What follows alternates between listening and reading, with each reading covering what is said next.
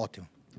Buongiorno a tutti, grazie di essere qui anche per questo lunedì di agosto.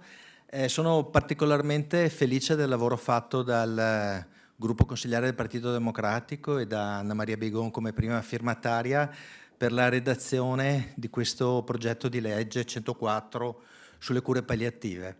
È molto importante che si parli e si regolamenti questo aspetto fondamentale della rete socio-sanitaria del Veneto. Dico socio perché è un tema molto importante, quello di riuscire a garantire la dignità della persona in ogni momento della vita, non soltanto appresso, vicini alla parte finale della propria vita. Il fatto di riuscire a convivere con dignità con malattie croniche inguaribili è qualcosa che come sistema nazionale e come regione dobbiamo assolutamente garantire. Partiamo quindi da questo presupposto che le cure palliative sono fondamentali, non sono, come ho detto prima, non soltanto l'accompagnamento nella fase finale della vita, ma un diritto alla dignità che deve iniziare fin dalla comparsa di una malattia inguaribile. In Veneto, lo sappiamo, ci sono la normativa è vecchia, è risalente, quindi era necessario porre mano. La normativa è ferma alla legge 7 del 2009. Sul piano operativo sappiamo tutti, e soprattutto chi se ne occupa, vedo anche la vicepresidente della Commissione Sanità, la Chiara Luisetto, con cui abbiamo affrontato spesso questo tema, il buco dei posti letto, il fatto che uno standard di legge che prevede tra i 389 e i 486 posti letto, in Veneto ne vengono garantiti, ne risultano attivi soltanto 236. Quindi è un tema importante, un tema fondamentale e do la parola per l'illustrazione del testo a Anna Maria Bigon, che ringrazio tantissimo per il lavoro svolto e ringrazio tramite lei, perché non vorrei dimenticarmi delle persone, tutta la rete di collaboratori medici, simpatizzanti, palliativisti, esperti giuridici che hanno lavorato anche insieme ad Anna Maria. Anna Maria è stata il tramite col gruppo, perché veramente questo progetto di legge è un progetto di legge molto analitico, approfondito, che può farci fare un passo in avanti come Regione. Quindi grazie Anna Maria e ti cedo la parola. Grazie veramente a tutti per essere presenti, ma voglio ringraziare di cuore Giovanni Manildo per avermi dato questa opportunità, perché è un tema a cui teniamo tutti come gruppo e credo che i cittadini ne abbiano veramente diritto. Le cure palliative sono un approccio che migliora la qualità della vita dei malati e delle famiglie che si confrontano con i problemi associati a malattie inguaribili attraverso la prevenzione e il sollievo della sofferenza, per mezzo dell'identificazione precoce dell'approfondita valutazione di trattamento del dolore e di altri problemi fisici, psicosociali, spirituali. Questa è la definizione data dall'Organizzazione Mondiale della Sanità nel 2002. Non sono solamente le cure palliative delle cure di chi sta morendo, sono anche le cure di chi convive con una malattia inguaribile.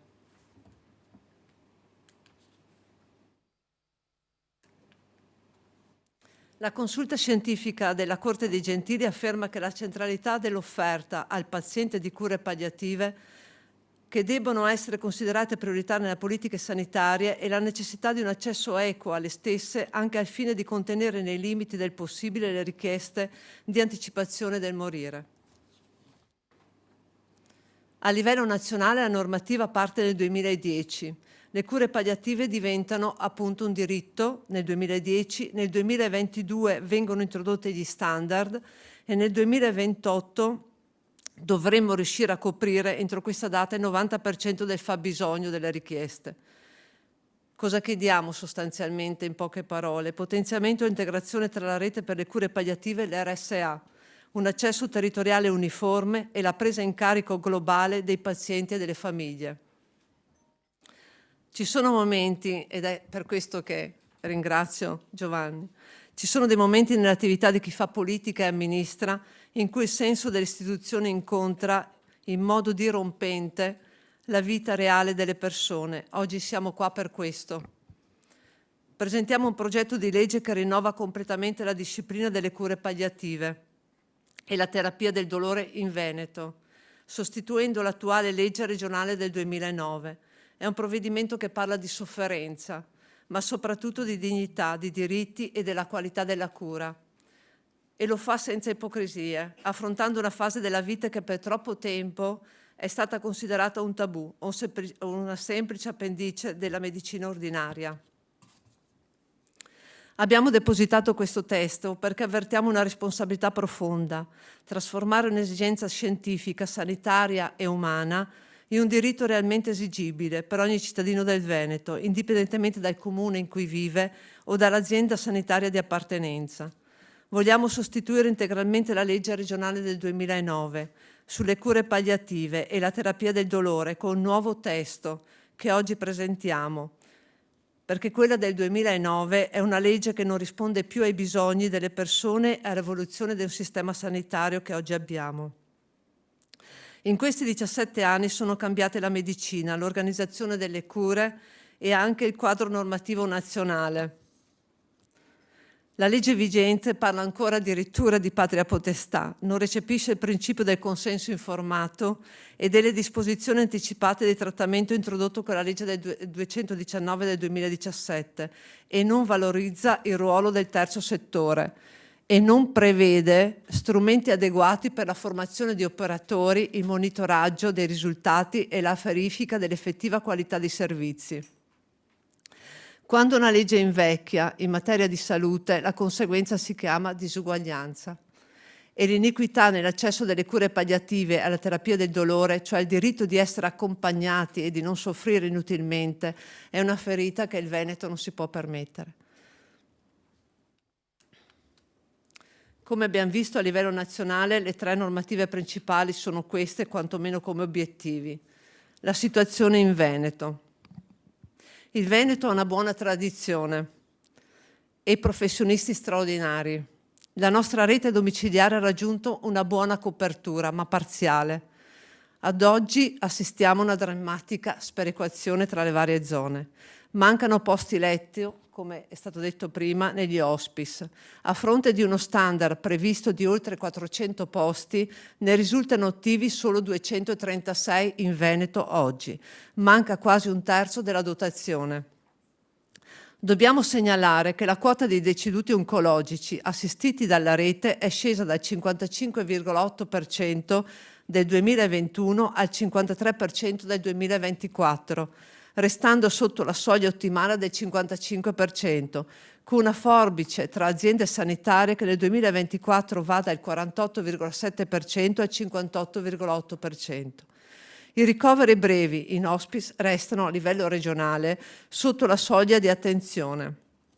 Fa eccezione l'azienda USL 9, Scaligera, che col 27% di ricoveri oncologici in hospice di durata pari o inferiore a 7 giorni è l'unica azienda del Veneto a superare la soglia ministeriale di attenzione del 25%, a fronte di una media regionale del 19,6%, segnale di un'intercettazione ancora troppo tardiva del bisogno.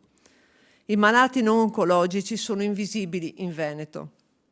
Rappresentano oltre il 60% dei potenziali utenti di cure palliative, ma solo la metà dei nostri distretti ha percorsi dedicati a loro. I ricoveri impropri poi nelle RSA.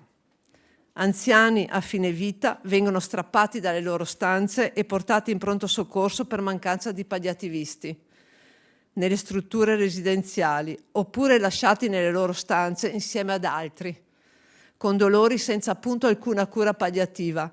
Quando fu fatta la legge del 2009, le RSA erano occupate soprattutto da ospiti quasi autosufficienti. Oggi sono i piccoli ospedali con gravi ammalati. In Italia nel 2024 risultavano attivi 594 medici specialisti in medicina di cure palliative, circa 1 ogni 100.000 abitanti, con contratti di formazione specialistica in larga parte a scoperta. E la carenza non riguarda solo i medici, ma anche infermieri, psicologi e fisioterapisti.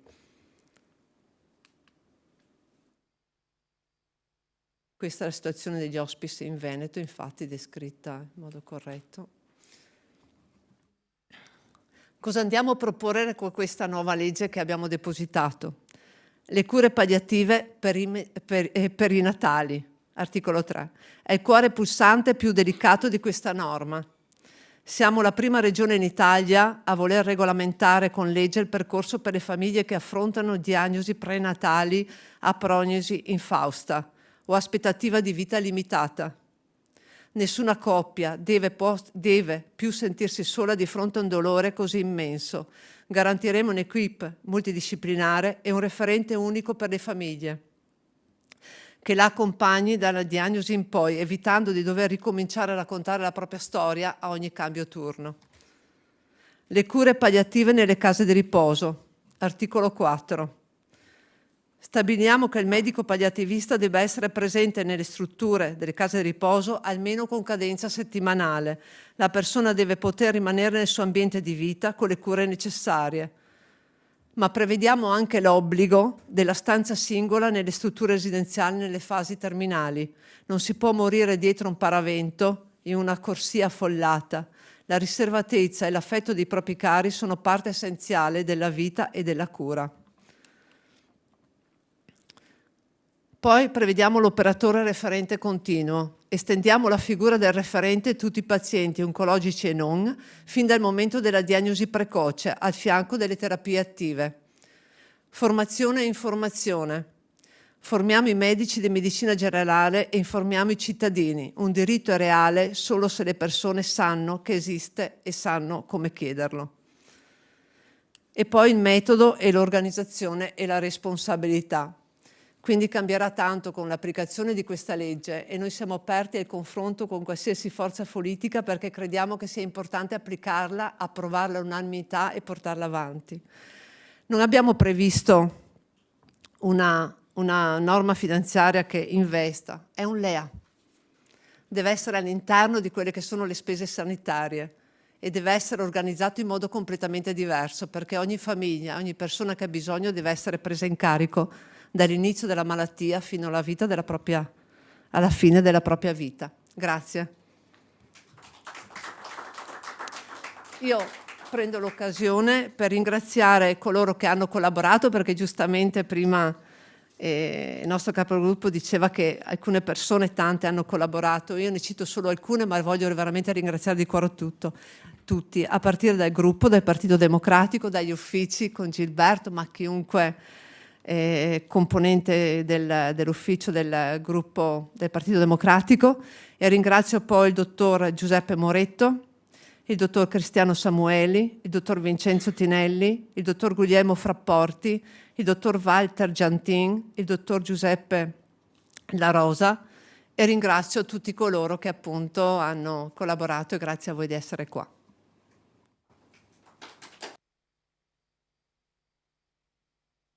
Ringrazio Anna Maria per l'esposizione, anch'io ringrazio nuovamente tutte le persone che hanno lavorato. Anna Maria nel corso dell'esposizione dell'articolato ha evidenziato bene i punti che vogliamo toccare con questa legge, quindi la necessità di una profonda regolamentazione, il fatto che si tenga fede a quelli che sono gli obiettivi nazionali, 2010 un diritto, nel 2028 arrivare al 90% delle risposte al fabbisogno. Il fatto cosa cambia, mi piace molto la slide riassuntiva in cui si dice appunto la prima regione che accompagna le famiglie e le persone già nella diagnosi infausta, il fatto che non si lasciano da sole le famiglie, non si lasciano da soli le persone malate che potranno avere la possibilità di accedere alle cure palliative direttamente nell'RSA e la necessaria